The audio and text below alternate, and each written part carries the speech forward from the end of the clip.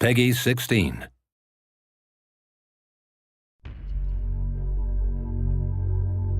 I got an email from an American producer for Namco Bandai, and he asked if I'd be interested in helping, basically as a story consultant, coming up with a story on a new game. I didn't know what the game was, and he wouldn't say. He called me, I called him. We started talking a lot about game philosophy, kind of became friends, kind of bonded a little bit, but he still wouldn't tell me what the game was. I'm like, I don't know.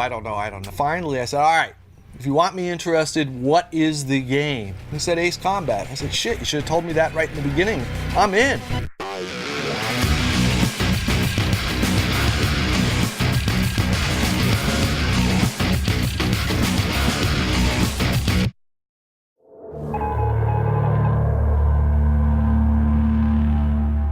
We spent a lot of time talking about how games tell stories.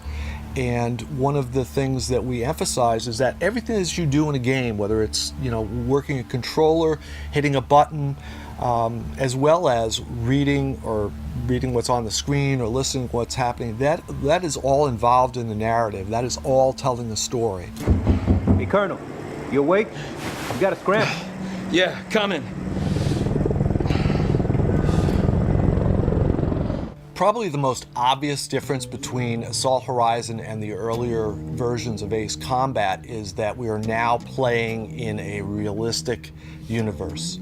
Everything that happens in the game is something that could happen in the real world.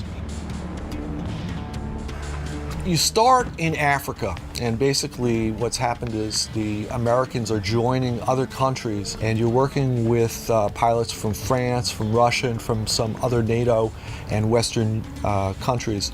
As the story goes on, we find out that the rebels are getting support from some other group. The outside group is developing a weapon.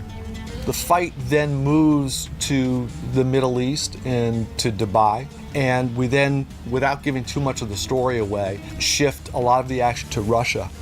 What we wanted to do here was come up with a plot that would take us to a lot of different territories, put us in a lot of different geographical situations. For instance, there's at one point you are flying through Dubai, and you get to fly air combat through the buildings, which was one of the goals in coming up with the game.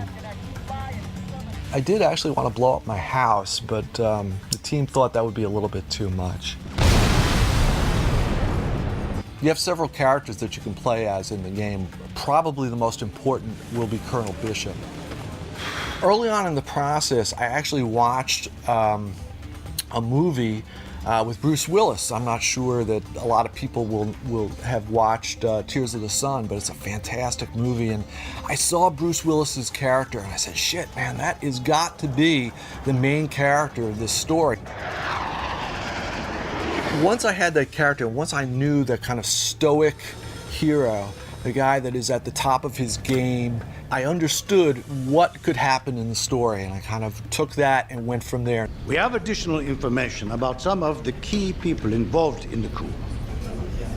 The airman leading the coup Air Force is the same one we encountered in Africa. Very early on in the game, Colonel Bishop and the player will realize that even though all of his life and all of his career, he has been the best, suddenly he's confronted with the reality that maybe he's not the best. Later on in the game, he and the player are going to have to make a choice. Do I accomplish my mission and prove that I'm the best, or do I save my friend? Because I know what I would do, and yet that may or may not be what most players will do. Everything that you see will be absolutely as realistic as we can possibly make it in the game. So that, again, it's another core value of the Ace Combat series has been realistic aircraft. Well, now it's a realistic political situation, realistic geography, and realistic people.